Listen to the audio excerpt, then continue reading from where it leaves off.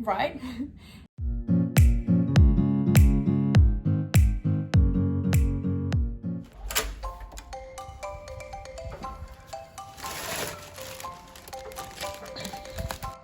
So this morning's breakfast is porridge with honey toast, butter, jam, yogurt and fruit, served with a bottle of juice. I really like their attempt at giving me toast, but it didn't quite make the journey. And we have Sudoku, plus a coffee. It is almost 9 o'clock and I am about to embark on the journey of my last online rotation. It is referral surgery and it's a week long. Update on the toothpaste pimple situation. I don't think it worked. Prepared to watch my face get even more pimply as the weeks go by. I don't think I do very well on rice. For some reason my face just breaks out on it, and I have eaten some rice whilst here, so bring it on. I don't think I've used a phone like this in years, but it's pretty fancy. It doesn't have a cord. Let me ring reception. Hey, I'm in room 1614. Also, sorry, I just realised my nail polish, it looks shocking, and it's because I did it before I left for quarantine, and I was like, sweet, I have nice painted nails for quarantine, but it was clearly shocking quality, and now I don't have any nail polish remover. Why is there a fire engine outside my building? Why are the firemen going into my building? I'm intrigued but also confused, and why hasn't he bothered to park normally? Maybe he's about to do that now. There you go. I can't even parallel park a little Suzuki Swift, so I'm gonna be impressed if he manages to parallel park that. There's another fire engine? Why am I not evacuated from this building? They're all getting out. Like, what? I haven't heard a single fire alarm or anything. Maybe it's just in their kitchen or something, I don't know. Maybe somebody's burnt some toast. They don't seem to be in too much of a rush, so I'm assuming it's under control.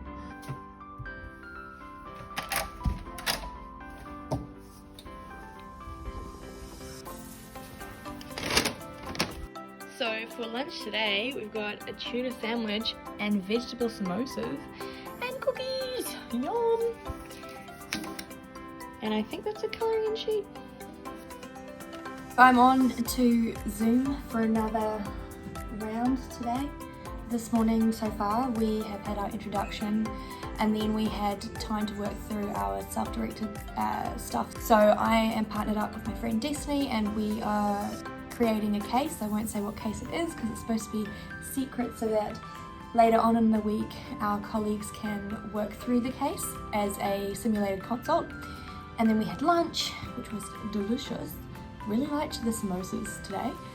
And I got some more coffee and milk, so I'm ready to power on.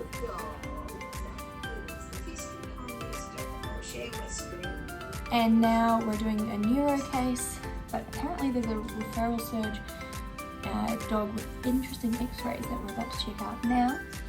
And then we have another break, half-hour break, and then it's a tutorial on something else, so catch you later.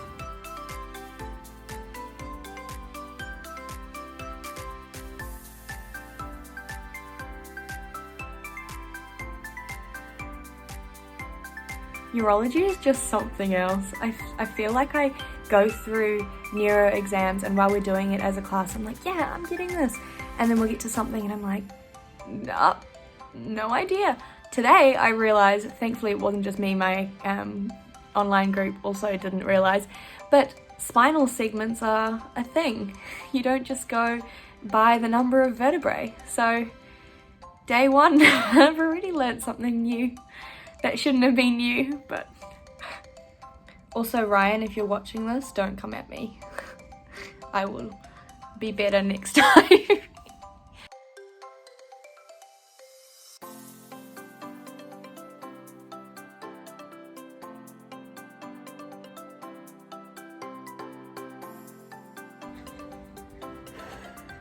I'm terrible at push-ups, but I'm trying to improve.